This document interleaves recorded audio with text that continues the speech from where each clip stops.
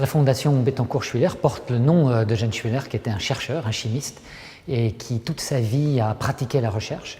Et du coup, sa fille et sa petite-fille sont vraiment passionnées par la recherche scientifique pour améliorer la santé humaine. Et notre fondation investit en fonctionnement, en investissement auprès d'instituts et de chercheurs qui sont des chercheurs publics, pas dans le but de gagner de l'argent, mais dans le but de produire des savoirs, de partager ces savoirs et d'améliorer la situation de nos concitoyens.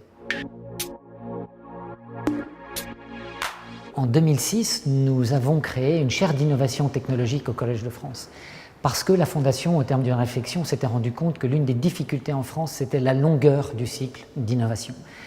Et nous nous sommes rendus compte qu'il y avait un chaînon manquant en France dans l'innovation qui était d'une part des médecins qui faisaient bien leur travail dans l'hôpital et des chercheurs fondamentaux, mais quelque part, il manquait un embrayage entre le moteur et les roues.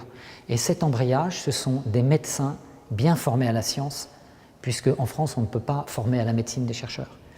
Et c'est dans ce cadre-là que notre fondation, au terme de ce diagnostic, a cherché à construire ce cursus et que nous avons fait le pari d'investir de 2006 à 2034 près de 30 millions d'euros à ce projet.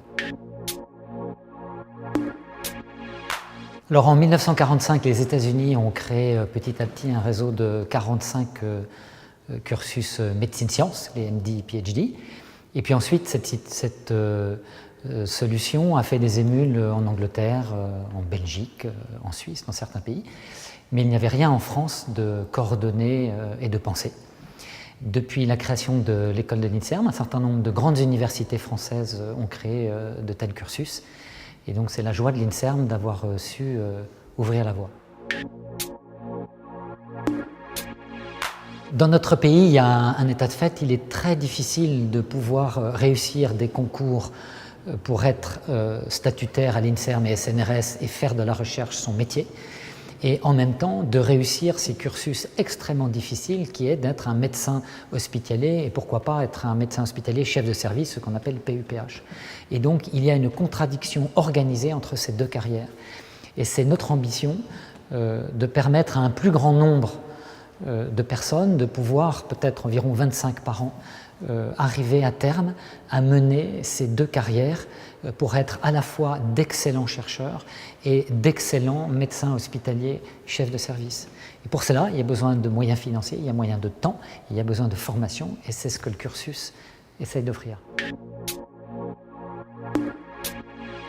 Le profil des étudiants, il est vraiment source d'espoir parce qu'au-delà de leur capacité intellectuelle et de travail et d'organisation, ils sont comme les autres, ils sont bien de leur temps, mais en fait, ils nous montrent qu'on peut croire et accomplir sa vocation. Et ils ont tous une vocation d'améliorer la santé des hommes et des femmes de leur temps.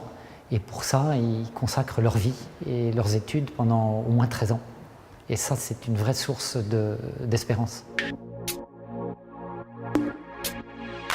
Les journées de septembre étaient vraiment l'une des idées intelligentes de nos amis américains. Et tous les ans, en juillet, dans le Colorado, ils réunissent les étudiants des 45 universités américaines. Et là, ces journées de septembre, c'est vraiment créer un réseau, animer une communauté et en même temps présenter ses travaux, qu'on soit en 3e année de médecine ou qu'on termine sa thèse de sciences. Et donc chacun, à chaque niveau, est obligé de se remettre en question et en même temps, les plus âgés peuvent peut-être découvrir des choses des travaux des plus jeunes.